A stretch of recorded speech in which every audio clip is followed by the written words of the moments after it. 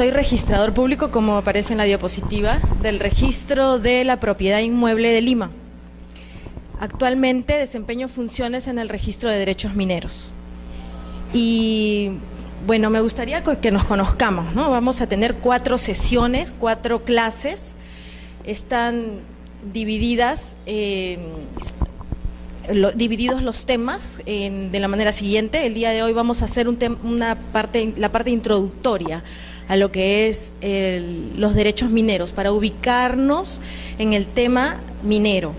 Vamos a hablar sobre la evolución histórica del derecho minero en el Perú, o de la minería en el Perú, la forma de adquirir las concesiones, las actividades mineras, y la próxima clase, el siguiente martes, estaremos entrando al tema de el registro de derechos mineros en sí, la distribución de los registros mineros en sí, las competencias a nivel nacional y los contratos mineros a registrarse. La subsiguiente clase, o sea, la tercera, vamos a tratar sobre la minería ilegal. Todos los decretos legislativos que se están viendo actualmente y que vemos todo casi interdiario en los periódicos y que convoca total expectativa, ¿no? Muy controvertido.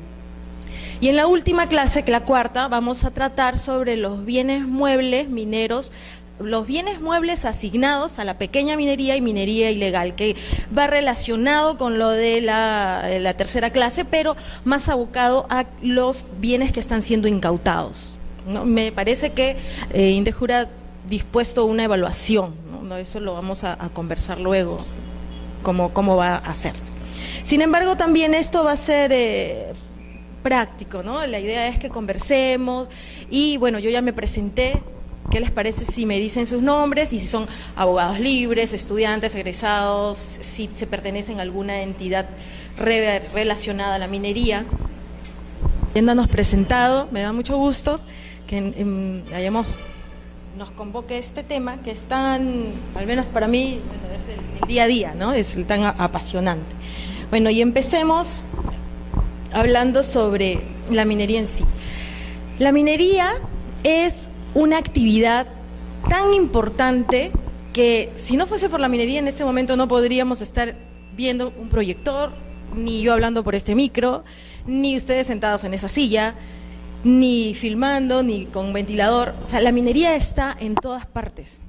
Desde que el hombre está en la tierra, aparece en la tierra, tiene un contacto con la minería. Y así vamos a ir desarrollando la evolución histórica de la minería en el Perú, ¿no? No nos vamos a ir más allá porque sería extendernos demasiado al mundo. Por ejemplo, tenemos en las culturas pre-incas el vestigio más antiguo de la actividad minera. Adelante.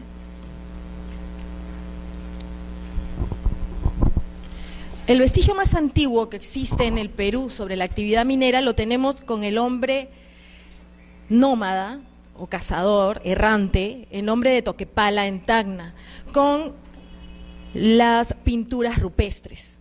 Desde que el hombre más antiguo, desde que el hombre en el Perú apareció, comenzó a trabajar la piedra. Y tenemos 10.000 años antes de Cristo estos vestigios. 6.000 años antes de Cristo, ya cuando el hombre es sedentario, aparecen unas cavernas, unas casas, unas viviendas en forma de roca natural. Aquí las tenemos en Lima, en Caral, en el Paraíso en Caral y en el complejo de Calgada en Ancash. Posteriormente, 1000 años antes de Cristo, nos vamos acercando, aparece la gran Chavín de Huántar, ¿no? La cultura Chavín, en donde todos vemos por los textos de historia que aparecen en el son monolítico, las cabezas clavas, y a lo largo de todas estas etapas, el hombre utiliza y transforma los insumos que tiene a su vista, o sea, en la superficie. Utiliza la tierra, utiliza la piedra, y con la tierra también elabora sus cerámicas y los pigmentos que utiliza para estas cerámicas. Avanzamos a la cultura Paracas. Aquí destacan las trepanaciones. Son nuestros primeros hombres que trabajan, digamos, de manera quirúrgica. Estos orificios que hacían en el cerebro los cubrían con láminas de oro. Y este oro que obtenían para hacer estas láminas lo sacaban, lo recopilaban de las llanuras de los ríos de la costa. O sea, seguimos en la superficie, ¿no? 400 años después de Cristo viene la cultura Vicus, en Piura. Aquí aparece ya el clásico el trabajo de aleación de oro, de plata. A pesar de que se trabajan mucho más en esta cultura las aleaciones y el oro, aún no hay información sobre explotación a nivel subterráneo. Pero a pesar de ello, el hombre antiguo sabía en dónde encontrar el metal y sabía qué tipo de metal obtenía según el color de los cerros, ¿no? Ellos utilizaban siempre labores físicas para la extracción, martillos, picos. Aún seguimos en la superficie, ¿no? 700 años después de Cristo tenemos la cultura mochica y no hay más que decir en la cultura Zipán, ¿no? El señor de Zipán en Lambayeque. Pero para que tengan una idea, en estos lugares, Lambayeque, por ejemplo, en la actualidad, miren que estamos hablando 700 años después de Cristo, y hasta la fecha existe mineral en esa zona. Hasta la fecha, esta es una zona de alta densidad minera.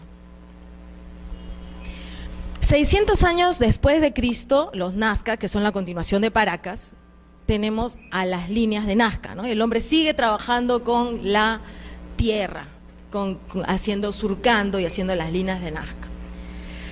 700 años después de Cristo tenemos a la cultura Lima, que destaca en la Huacapuyana, Maranga, Pachacamac. Allí vemos el trabajo que hasta la fecha pasamos por San Isidro y vemos cómo se ha trabajado la tierra, cómo se ha trabajado la piedra, y aún existen estos vestigios.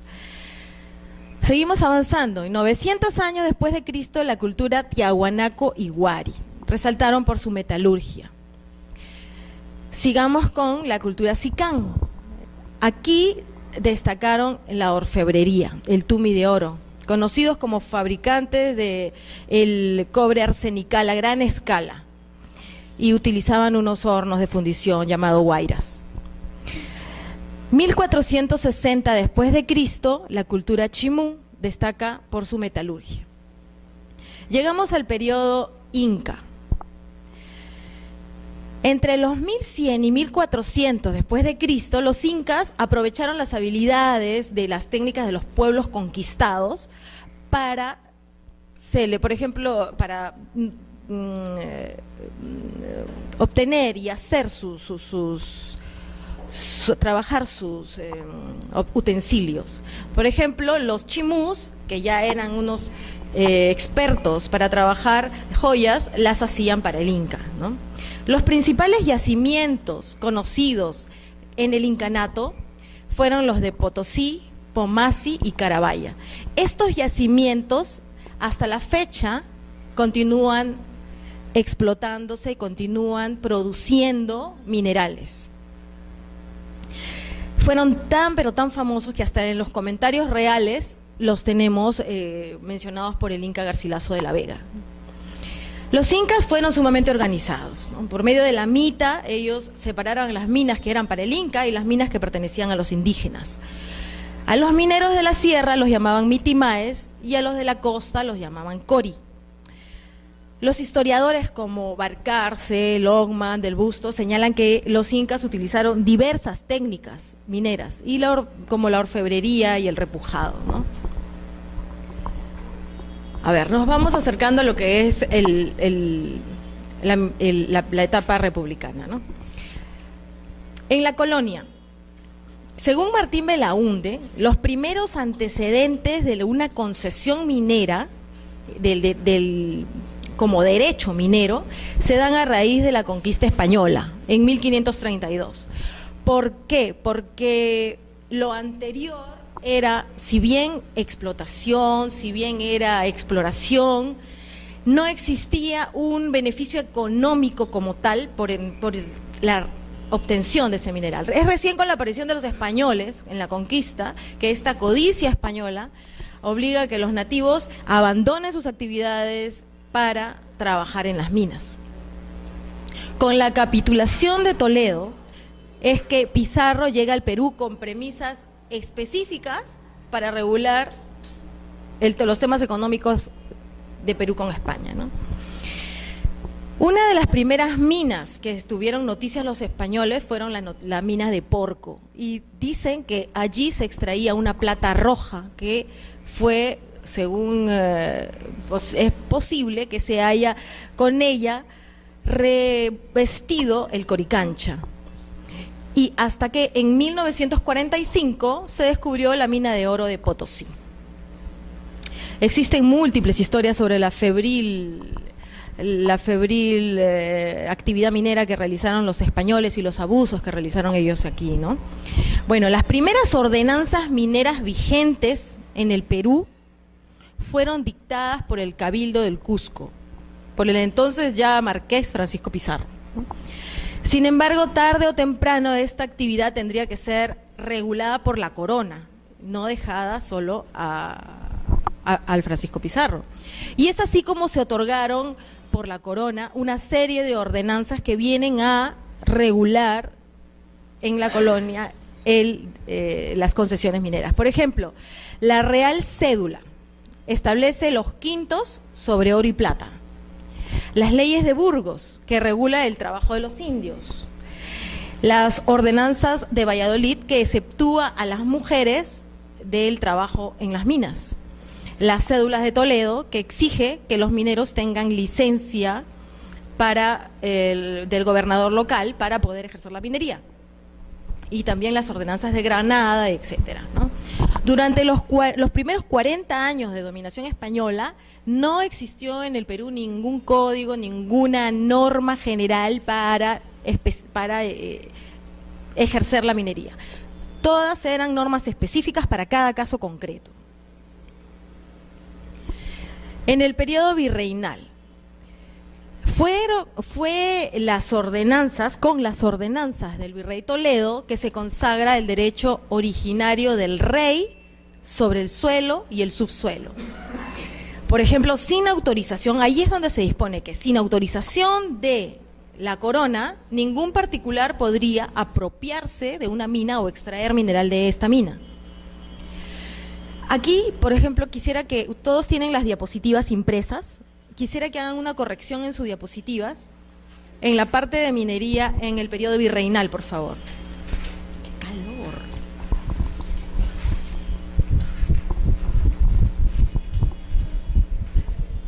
¿No tienes? Ah, tienen que dártelas afuera. Sí. ¿El material no te han dado? Sí. Ubiquen, por favor, la parte del periodo virreinal. ¿Lo tienen? En el segundo párrafo dice una fecha.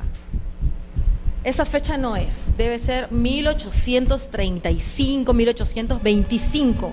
Ese es el rango.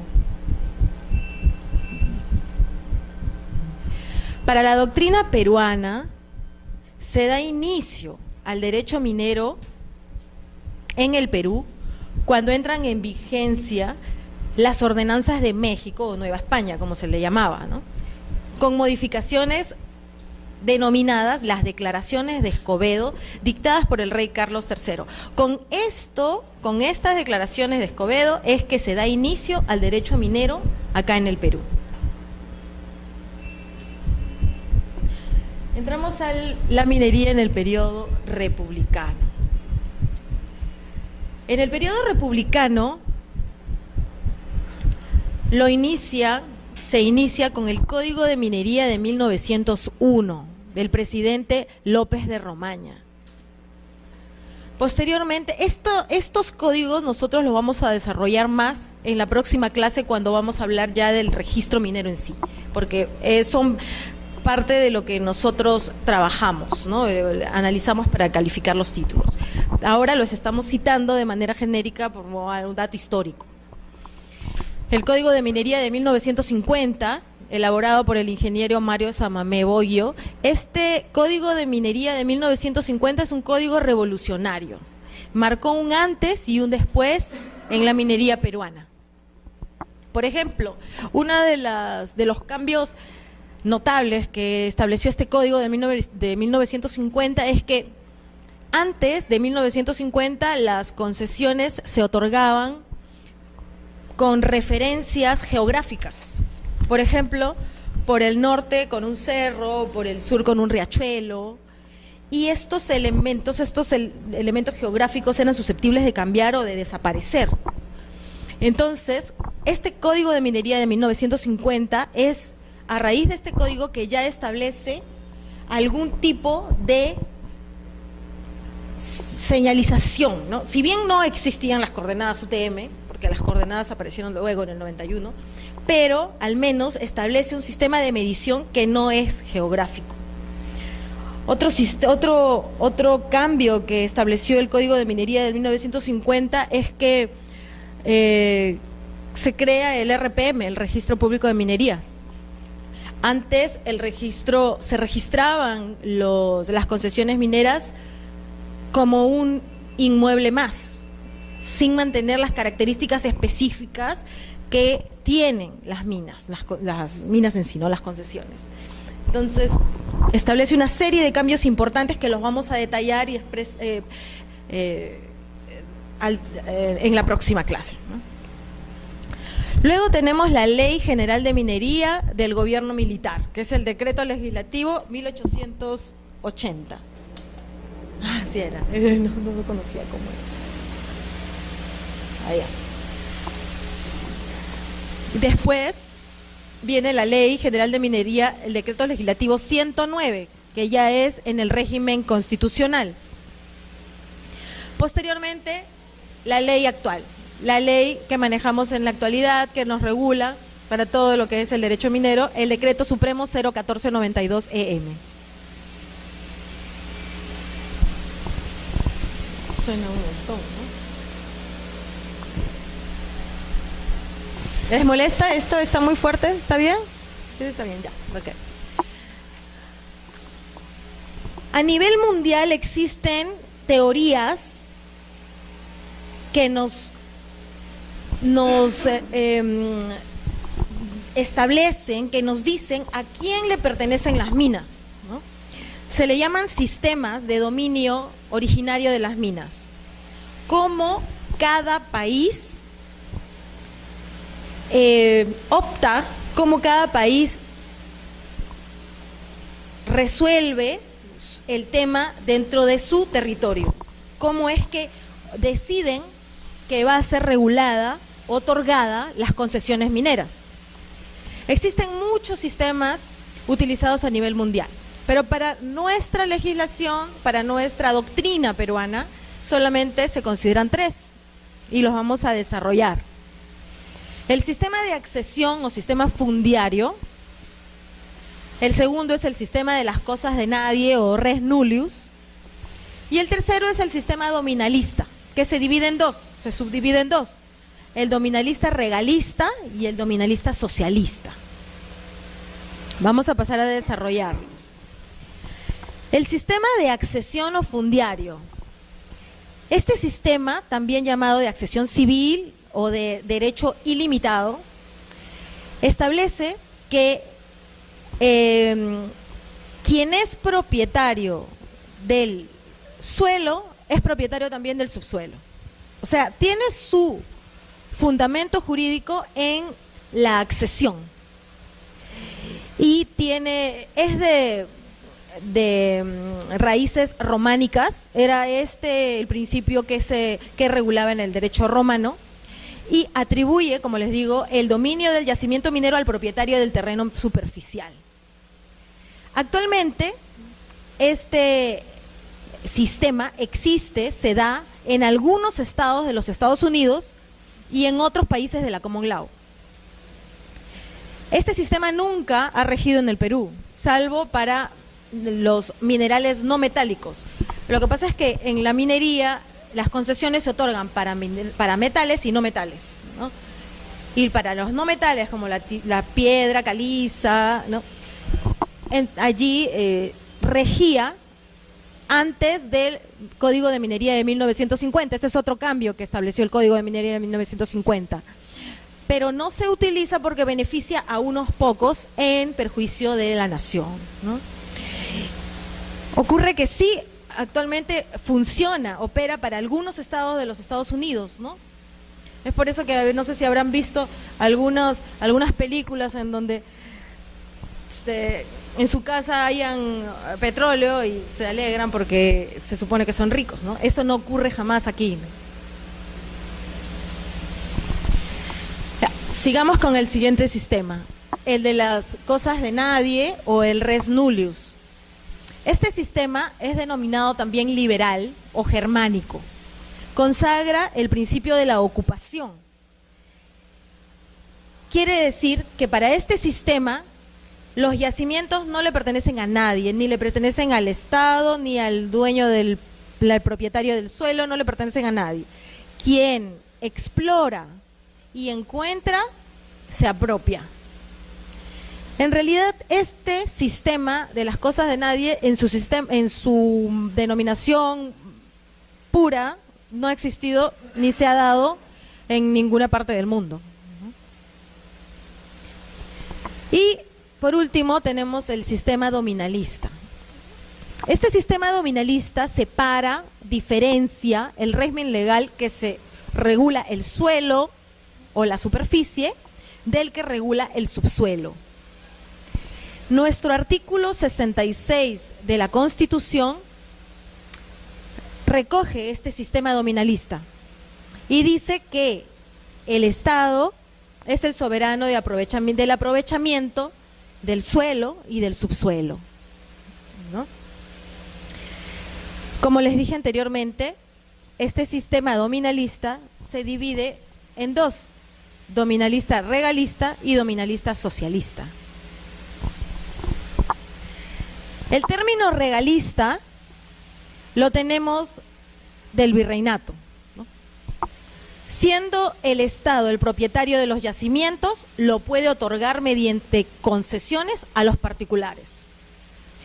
Este es un sistema que rige en el Perú, este es el que rige actualmente para nosotros.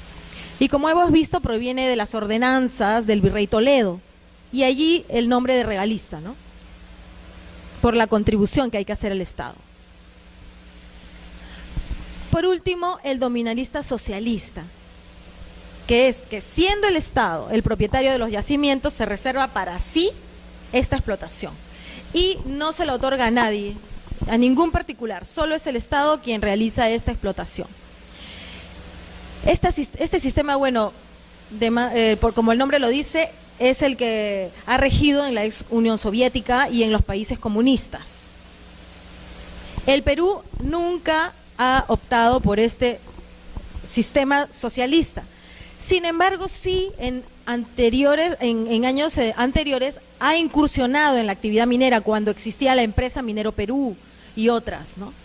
Actualmente el Perú tiene empresas mineras, pero solo para el tema de remediación ambiental, no para ejercer la minería. Aquí vemos un gráfico de la concesión minera en sí. Vemos el predio superficial y el subsuelo, que es la concesión, ¿no?, de donde se extraen los minerales. Para esto, quisiera que quede algo muy claro. El terreno superficial es un inmueble totalmente distinto a la concesión minera. Ambos tienen una partida distinta, aunque estén ubicados en el mismo lugar. Esta partida se va a inscribir, se va a abrir en el registro de la propiedad inmueble que se encuentra frente al Rebagliati. Y en los pisos de la propiedad inmueble, ¿no? Y esta concesión minera, que también es un inmueble, se va a aperturar, se va a inscribir en el registro de derechos mineros, que es un registro que pertenece al de la propiedad inmueble, pero no es lo mismo. Y otra cosa, estos minerales, una vez desarraigados, se van a inscribir en el registro de bienes muebles que está en Mariátegui. Inmueble, inmueble, y cuando se desarraiga, bien mueble. ¿Y qué es la concesión minera? La concesión minera es esta definición es la que encontramos en la Ley General de Minería. Es un sólido de profundidad indefinida, limitado por cuadros verticales de los lados en una poligonal cerrada, entendemos que son 4 o más, pero cerrada, cuyos vértices están definidos por coordenadas UTM. Como les decía, es un inmueble totalmente distinto y separado del predio donde se ubica. El título por el cual se adquiere esta concesión minera es un título administrativo que está dictado por una autoridad competente, ya sea el INGEMET o la DREM. El INGEMET otorga las concesiones mineras a nivel nacional para la gran minería y la mediana minería, o sea, la minería a gran escala. Y los gobiernos regionales, en su jurisdicción respectiva, otorgan las concesiones mineras para la pequeña minería y la minería artesanal. Eso no está en sus diapositivas, sería bueno que lo anoten porque va a haber una evaluación, no sé si eso puede ser que entre como pregunta. Las actividades que puede realizar o las concesiones que son otorgadas por estas dos entidades son exploración, explotación, beneficio, labor general y transporte minero. Vamos a pasar a desarrollar cada una de estas actividades posteriormente. Las concesiones mineras se otorgan por sustancias, como les dije hace un momento, metálicas, oro, plata, cobre, zinc, etcétera, y no metálicas. Piedra caliza, todo lo que es sal, ¿no? Son minas no metálicas. Las medidas en que son otorgadas son de 100 a 1000 hectáreas en dominio terrestre y de 100 a 10.000 hectáreas en dominio marítimo. ¿Cuáles son las características de la concesión minera? Eso no está, sí. Ajá, lo pueden agregar allí, ¿no? La concesión minera, por ejemplo, es legal. ¿Por qué? Porque la ley fija las condiciones para su otorgamiento y su regulación y la forma en que debe ser utilizada. Es formal porque establece el procedimiento, los requisitos y lo regula totalmente. Irrevocable porque una vez que el titular obtiene esta concesión, mientras cumpla con el pago de sus obligaciones, no se puede revocar esta concesión minera, se mantiene vigente. Tal es así que deben respetarse las concesiones prioritarias.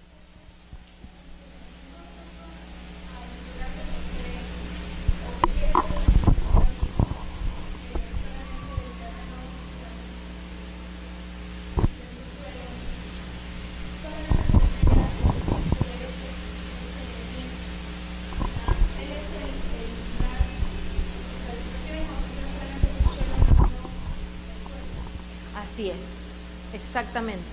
Recibe la concesión del subsuelo y no del suelo. En una partida registral distinta, así es. Ya. Y tú te preguntarás, ¿y cómo hace para extraer el mineral si no tiene el suelo? ¿No? Entonces, ese es todo un tema que vamos a tratar la próxima clase, pero sí te digo que existe el tema de las servidumbres, y tenemos que desarrollar eso la próxima clase mejor, pero tiene que transar, tiene que obtener un tipo de permiso del propietario del suelo, salvo que sea del Estado, ¿no? Bueno, pero sí es una partida totalmente distinta a la del predio. Es irrevocable, luego es indefinida, porque no está sujeta a plazo, sino a una condición, que son las condiciones anteriores. Mientras pague su derecho de vigencia, sus penalidades, va a continuar siendo titular de ese derecho minero. En minería hablamos de titularidad, porque entendemos que el único propietario es el Estado, y lo que el Estado cede es la titularidad.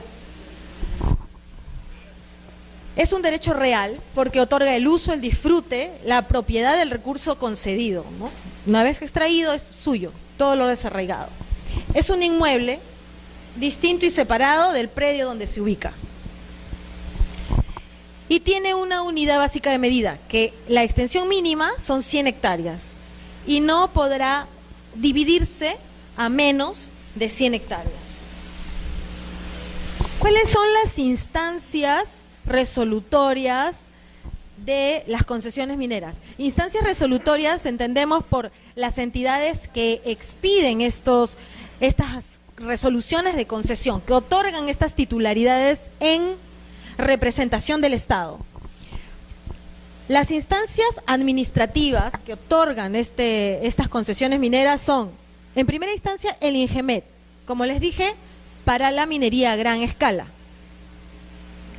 Y luego, también en primera instancia, los gobiernos regionales, las DREM, para la pequeña minería y la minería artesanal.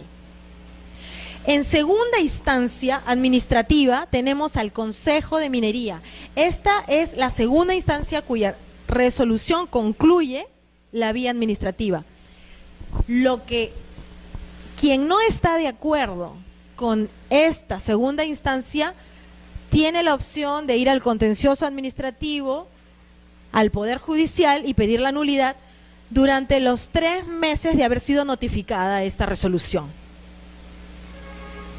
Ahora, estas instancias son para el otorgamiento, las concesiones mineras, para las entidades que representan al Estado para otorgar las concesiones. Pero una vez obtenidas estas resoluciones de concesión, estas resoluciones necesitan ser inscritas. Y tenemos a la SUNARP. En SUNARP, el usuario, el titular de ese derecho minero, lleva su resolución con la consentida de esa resolución y la presenta en primera instancia al registrador público. Si no logra inscribir este título de concesión, apela en segunda instancia al tribunal registral.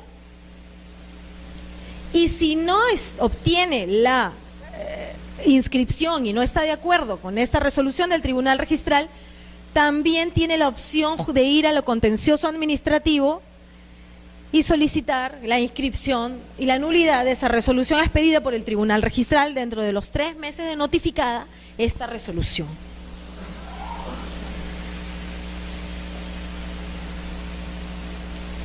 Nuestra Constitución, los recursos naturales. ¿Hasta allí alguna pregunta? Bueno, los recursos naturales. El artículo 66 de nuestra Constitución consagra que los recursos naturales, renovables, no renovables, son de patrimonio de la nación. Y el Estado es el soberano en su aprovechamiento. El escudo nacional tiene incluso graficados los recursos naturales. Otra norma que habla sobre los recursos naturales es la Ley Orgánica para el Aprovechamiento Sostenible de los Recursos Naturales. Es la Ley 26821.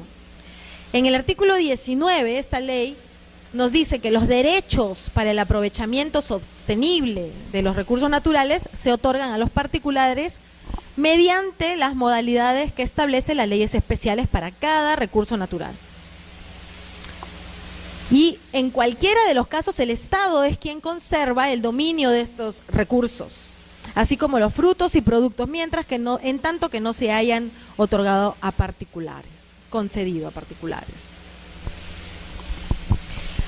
En la actividad minera existen también regulaciones respecto a las personas que pueden obtener concesiones mineras.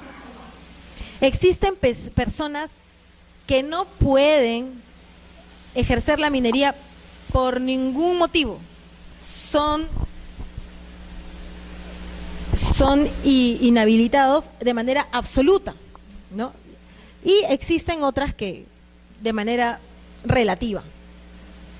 En el Perú, cualquier persona con capacidad minera mayor de 18 años, sin distingo de nacionalidad, puede presentar un petitorio minero y puede ser titular de un derecho minero, convirtiéndose en el concesionario de este derecho minero, salvo las incapacidades especiales que vamos a ver a continuación. Estas incapacidades se sustentan en el interés nacional por razones de orden moral, ético y de derecho público. ¿Quiénes son los impedidos de manera absoluta de ejercer la minería? El presidente de la República, por analogía a los vicepresidentes,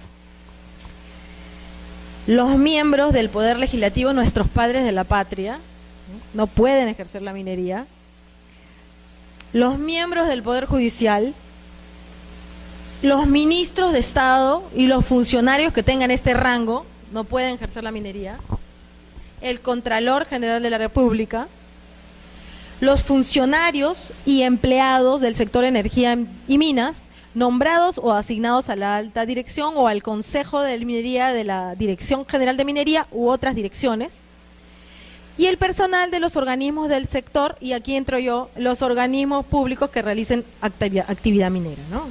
Todos los que se refieran a la actividad minera. Respecto a estas personas impedidas de ejercer la minería, existe un cierto problema, ¿no? Digamos que lo comento para conocimiento, pero digamos que hasta el momento no hay solución. Y es que no existe en el Perú un índice de titulares mineros. Y este es un real problema, porque parece insignificante, pero nosotros en el Perú solamente tenemos un índice por el nombre de la concesión minera, el nombre que le ponen al derecho minero, pero no quien está peticionando ese derecho minero. Entonces, ¿cómo podemos descubrir si un miembro del Poder Legislativo XX peticiona y le conceden este derecho minero y él a su derecho minero le pone el derecho minero Juanita? Él inscribe su concesión minera Juanita y no va a aparecer su nombre, va a aparecer derecho minero Juanita. Y cuando vienen a diario oficios de la Policía de Investigaciones, de Lavado de Activos, de la DININCRE, de la DINANDRO, de N entidades que tienen facultad coactiva, o EFA también, y quieren enterarse, informarse, quieren hacer persecución de esta minería que no está bien ejercida, pues no hay forma de decirles, no hay forma de darles este dato. Existe un índice referencial en INGEMET, pero tampoco ellos lo otorgan porque ellos dicen es referencial, que a quien le corresponde es a SUNARP. Y SUNARP no lo maneja, no lo tiene habilitado, entonces no se expide.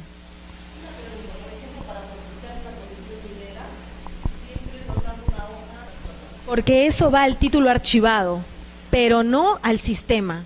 Por eso le digo que es algo que parece tan insignificante y sencillo, ¿no?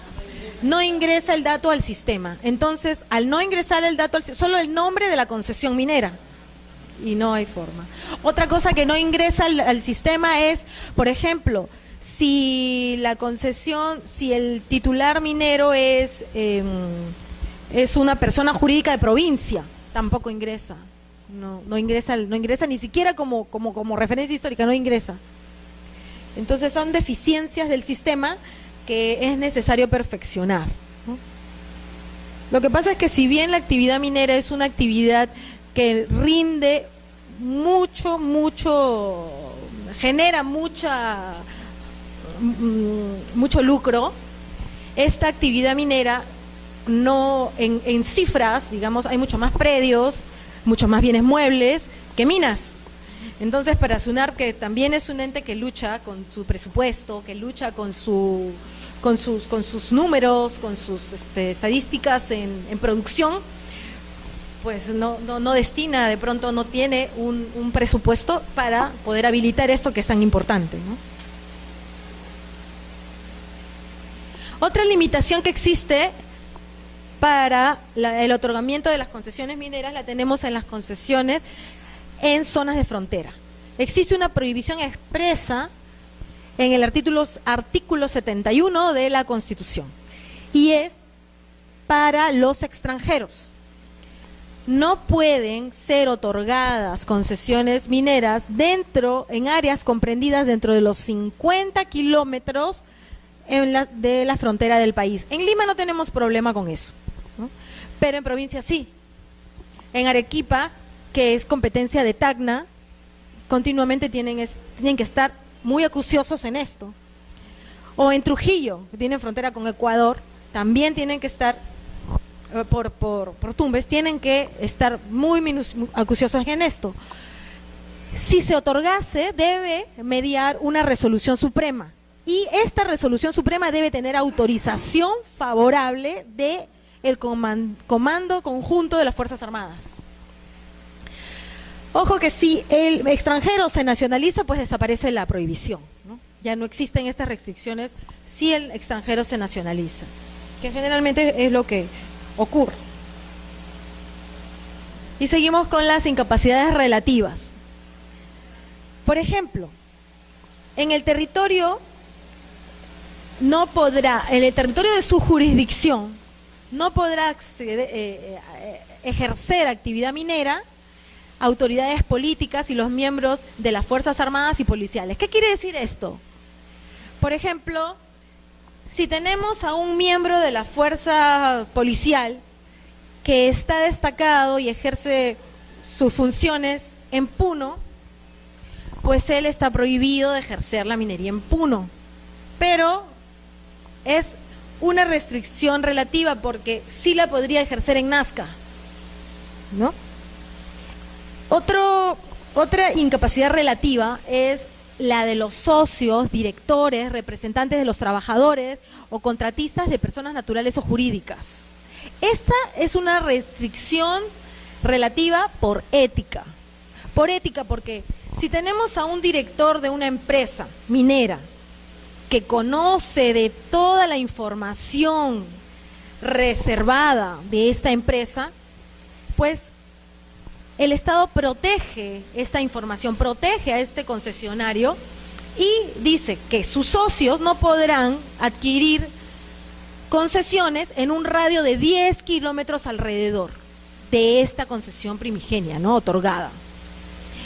Y donde se ubican estos derechos mineros que están, de los cuales están vinculados, salvo que el titular lo autorice.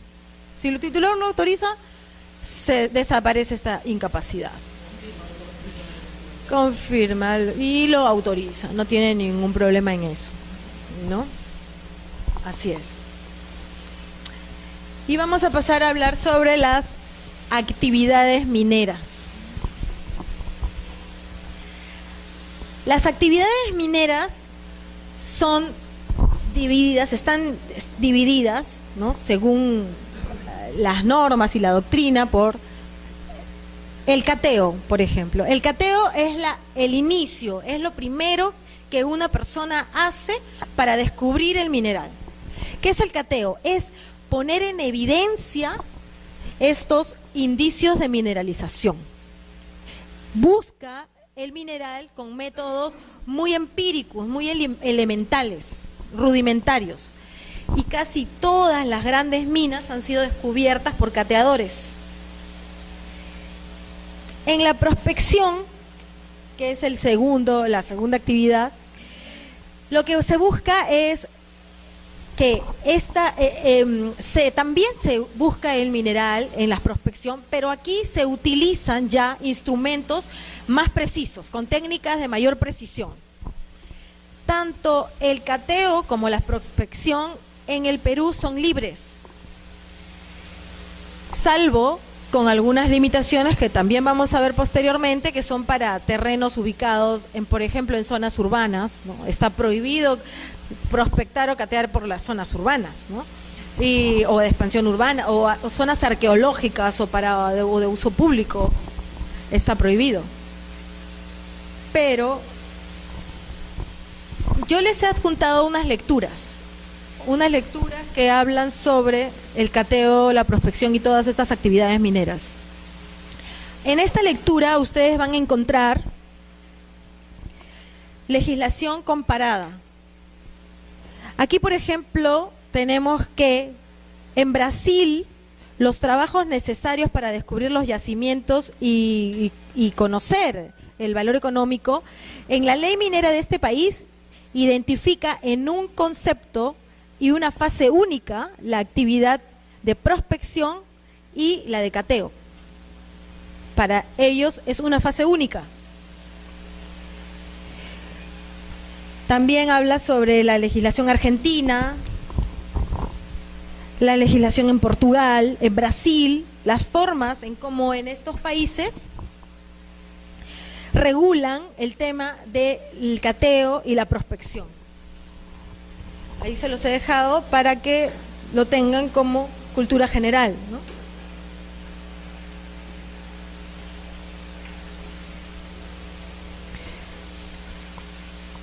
Por ejemplo, para nosotros el cateo y la prospección es libre, pero en Argentina necesitan permiso, ¿no?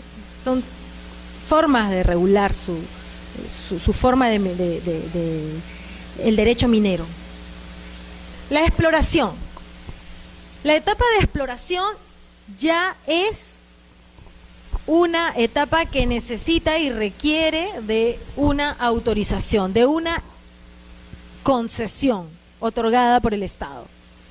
La actividad de explorar se realiza a fin de establecer las características estimadas de la concesión. En la exploración se demuestran, lo que se busca es demostrar las dimensiones, la posición, las características del mineral, los valores que tiene ese yacimiento, así como se establece la cantidad aproximada de mineral que puede existir en ese yacimiento minero. Se hacen trabajos de laboratorio, perforaciones, estudios de factibilidad que determinen un más o menos de esa exploración. Si bien es cierto, es muy difícil, casi imposible establecer con exactitud la cantidad de mineral que hay en una mina. No podríamos, la gente no sabe, no se puede, no existe la forma de saber. Imagínense, acabamos de ver anteriormente en la evolución histórica de la minería. Las minas de Potosí, de Pomasi, que estaban en la etapa pre-inca, hasta ahora sigue habiendo mineral. Si hubiese habido una etapa de exploración en aquella época, ¿ustedes creen que hayan podido determinar que hasta la fecha aún sigan extrayéndose mineral de allí? Pues es imposible, no se puede determinar, no se sabe, es un albur, un azar.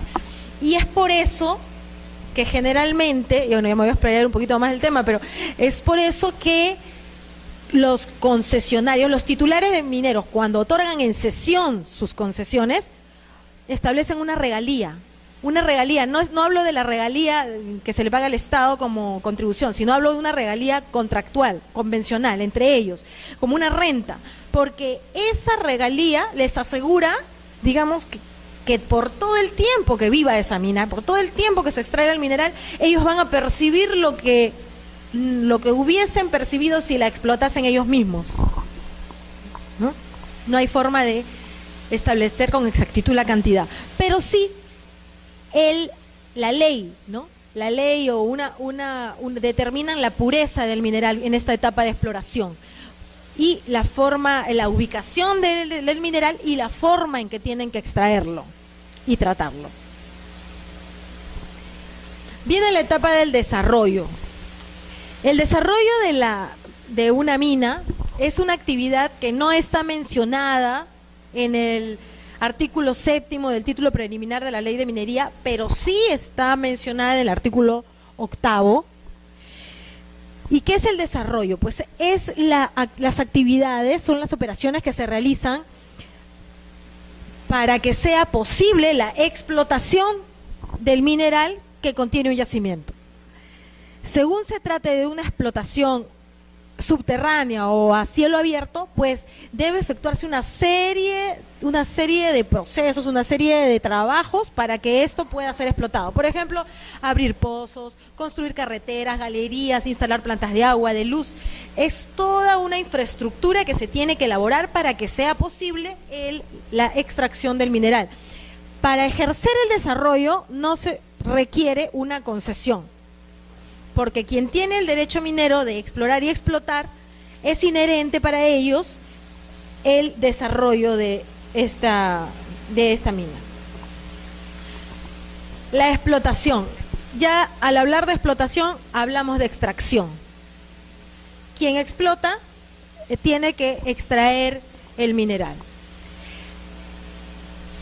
La labor general son servicios auxiliares, como la ventilación, el desagüe y todo el lizaje, lo que es una concesión que se otorga para la labor general.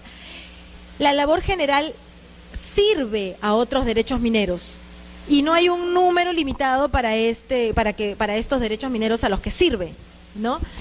Anteriormente esta labor general se llamaba socavón general. Esta denominación la ha reemplazado.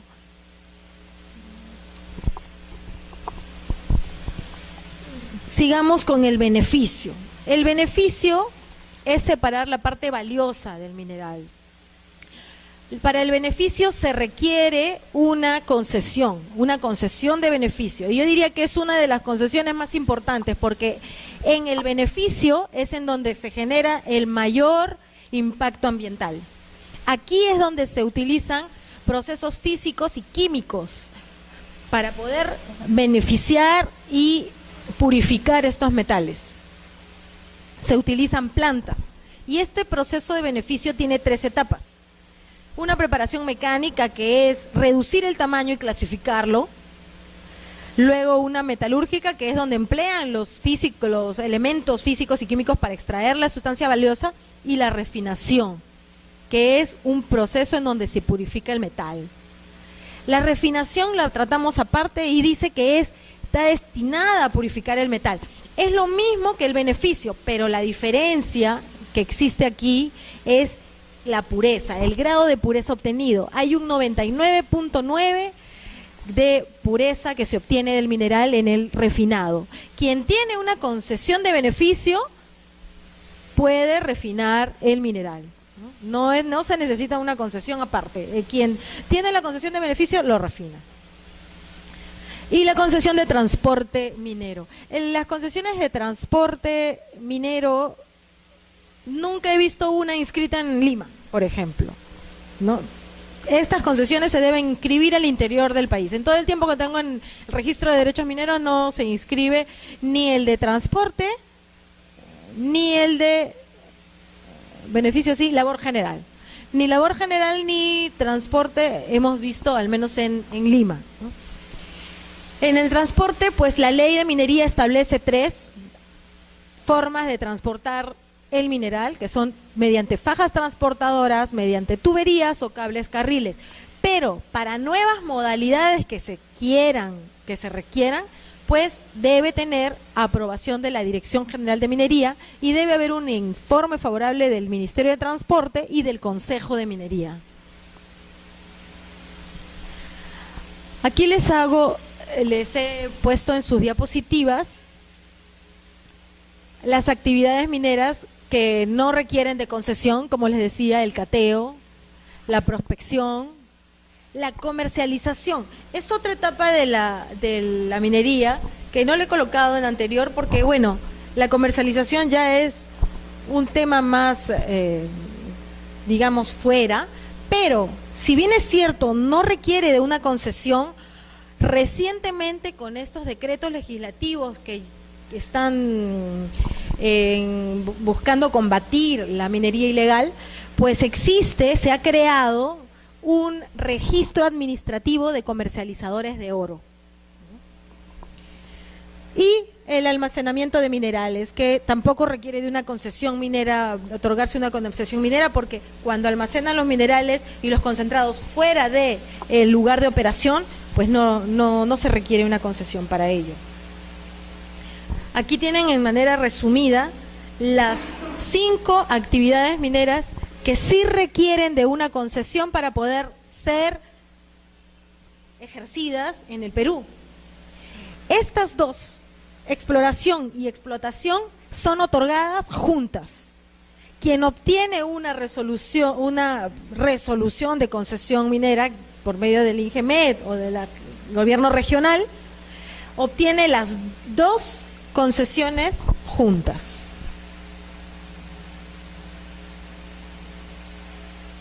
¿Hasta allí alguna pregunta? Tenemos una resolución del tribunal. A ver, la resolución del tribunal 1233/2013. ¿La ubicaron?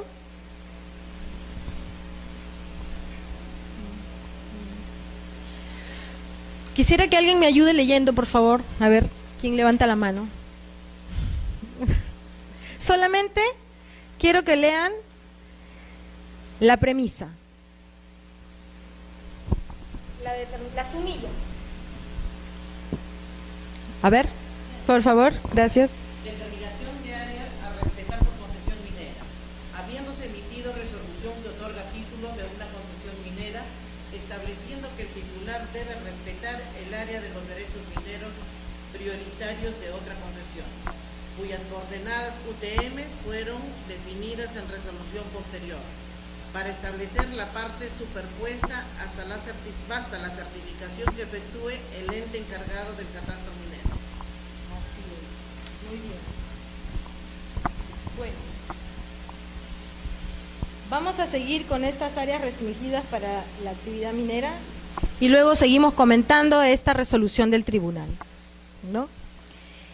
El artículo 22 del Reglamento de Procedimientos Mineros, aprobado por el Decreto Supremo 01892, establece las zonas que están restringidas para la actividad minera. Por ejemplo, no se puede realizar actividad minera en las zonas arqueológicas. Y esto está regulado en la ley 28296. Ustedes pueden buscar esa ley y ahí tienen totalmente regulado el tema de las zonas arqueológicas, ¿no? Lo mismo para las áreas naturales protegidas. La ley 26834 las regula y establece que no se puede ejercer la actividad minera en estas zonas. En áreas de defensa nacional, regulado por el Decreto Supremo 024 DE, Defensa SG. Lo que les estoy alcanzando acá son las normas para que ustedes las tengan de base y puedan, las tengan de base y puedan, les pueda servir, ¿no? En algún caso que por allí de pronto se les presente y puedan sustentar sus escritos o qué sé yo con esto. O asesorar a sus patrocinados. ¿Copiaron?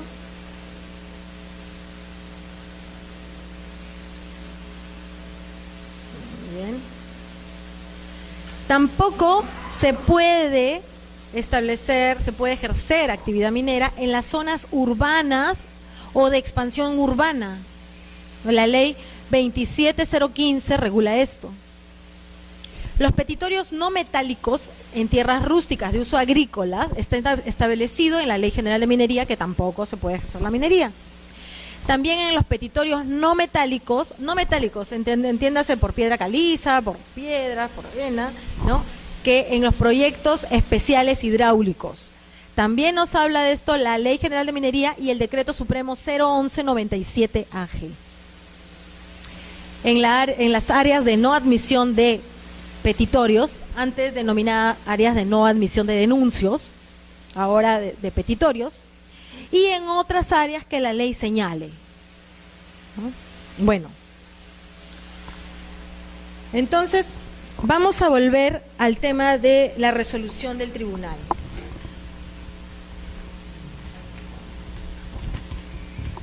Quiero darles unos minutos para que la lean y la comentemos. Es extensa y solamente les voy a decir que lean la parte de la decisión impugnada, el rubro 2, en la parte en donde dice identificación de los defectos y sugerencias, ¿no? Reingresado el título, allí, a partir de allí. Les leo el artículo 12 del texto único ordenado de la Ley General de Minería y luego continúan leyendo la resolución, ¿ya?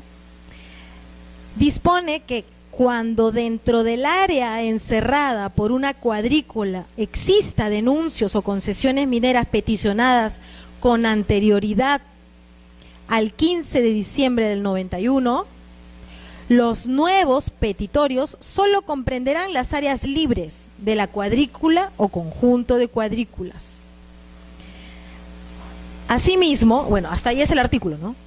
El Decreto Supremo 035 estableció que se definiera la incorporación de coordenadas UTM a los títulos de concesiones mineras antes del 15 de diciembre del 91. O sea, ¿qué sucede en este caso? Existe un derecho minero anterior al 91 que resulta ser prioritario. Acá tenemos esto,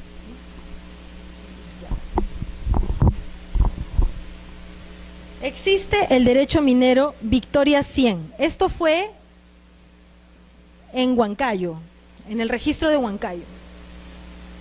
Este derecho minero fue peticionado y otorgado antes de 1991.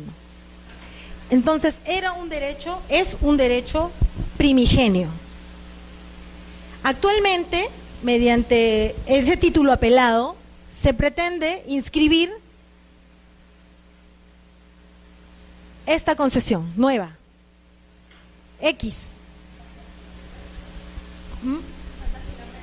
Santa Filomena, muy bien, Santa Filomena, muy bien, han leído.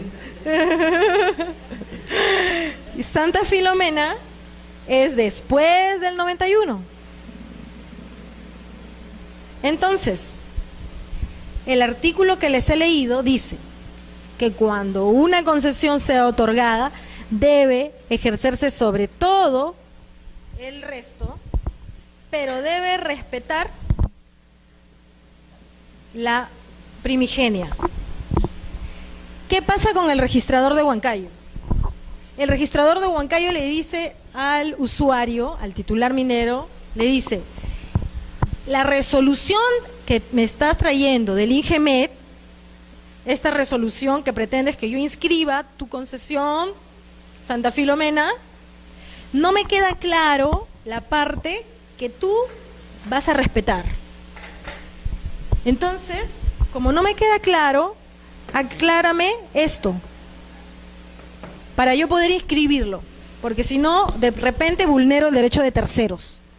El registrador sustenta su observación, obviamente. El tribunal, ¿qué resuelve? A ver, ¿quién lee la resolución? A ver, joven, por favor, la resolución. Son 2 líneas nomás, creo.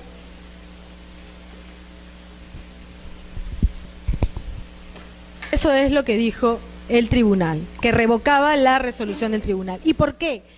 En el fundamento de la resolución, el tribunal sostiene que el ente encargado de establecer estas coordenadas UTM y estos límites es el INGEMET, porque el INGEMET es quien tiene a su cargo el catastro minero, no la SUNAT. Entonces es allí en donde revoca la resolución de la observación del registrador, dispone la inscripción y dice, básate en esta resolución. Y eso y se terminó el caso. Sigamos con la siguiente resolución del tribunal. No, simplemente esta superposición se respeta. Él no puede ejercer la minería acá, pero sí en todo el resto. Eso está ya delimitado aquí, en la resolución que le otorgó el INGEMET, en la que se inscribió. Sino que el registro no puede ir más allá. Si ya lo otorgó la entidad administrativa competente, solo se le da la publicidad. Así es. Y le pueden citar esta resolución, ¿no? Diciendo, existe esta resolución en donde usted no me puede observar por eso, léala y bueno, ¿no? La observación debe ser salvada con esto. Hay otra resolución del tribunal que también les he adjuntado. Léanla, por favor. ¿Quién lee la sumilla? Sí, la sumilla. A ver, ¿quién lee la sumilla? Joven, por favor, ¿nos ayudas?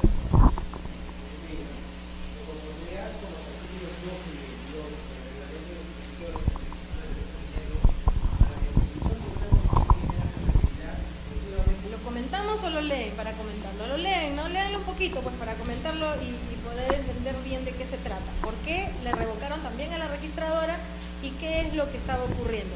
Solo para enfocarlos en el tema, este título en el acto dice contrato de riesgo compartido y de opción. Estos contratos los vamos a tratar en la siguiente clase. Pero la sumilla trata sobre una formalidad para la inscripción de una resolución. Y ocurre que el título ingresa como riesgo compartido y como opción, pero fue observado porque al parecer no estaba inscrita la concesión. Y es en el reingreso en donde él adjunta nuevos documentos y es observado, es apelado por ese reingreso, ¿no? Lean a partir del análisis, punto 6.